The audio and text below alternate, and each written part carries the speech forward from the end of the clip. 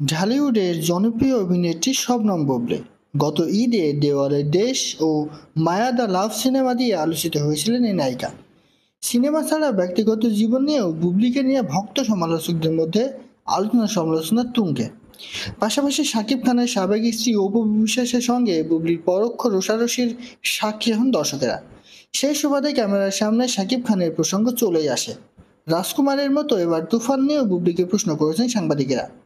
তুফান নিয়েও ইতিবাচক জবাব দিয়েছেন বুবলী। বেসরকারি টেলিভিশনে প্রচারিত হয়েছে বুবলীর সাক্ষাৎকার। তুফান এবং বর্তমান সময়ে চলচ্চিত্র প্রসঙ্গে বুবলী বলেন, জমবে মানে কি, মানে আমরা তো এই জমজমাট ইন্ডাস্ট্রি চাই সবসময়, জমে ক্ষীর হবে, শুধু অপেক্ষা।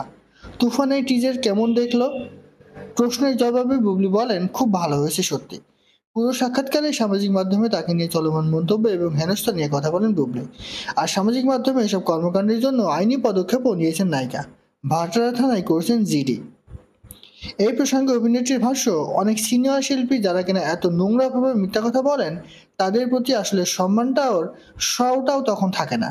মনে হয় সোশ্যাল মিডিয়াতে আমাকে সবচেয়ে বেশি আক্রমণটা করা হয়, শুধু বুবলী হিসেবে বা নায়িকা হিসেবে নয়। আমি চাই মেয়েদের বিরুদ্ধে এমন সাইবার বুলিং বন্ধ হোক। গত ৬-৭ বছরে আমাকে যে পরিমাণ সাইবার বুলিং করা হচ্ছে, মেবি আমাকে সোশ্যাল মিডিয়ায় সবচেয়ে বেশি আক্রমণটা করা হয়।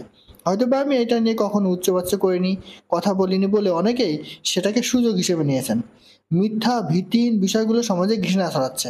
এটা আমার এবং শিল্পীদের জন্য আমি সাধারণ ডায়েরি করেছি। আমি চাই এটা সঠিক বিচার হোক। আমি কাজ করছি, আমার কাছে মনে হয় এই বুলিংগুলো বন্ধ হোক, এর বিচার হোক।